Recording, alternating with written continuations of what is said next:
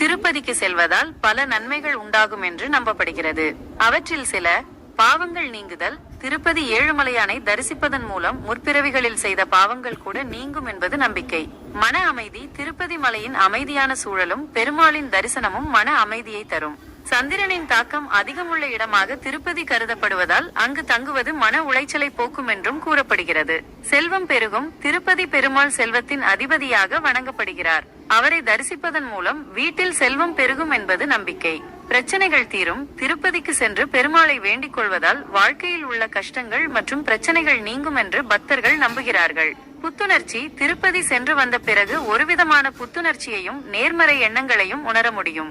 குலதெய்வ வழிபாடு. குலதெய்வம் தெரியாதவர்கள் திருப்பதி பெருமாளை தங்கள் குலதெய்வமாக வணங்குவதும் உண்டு. ஆரோக்கியம்.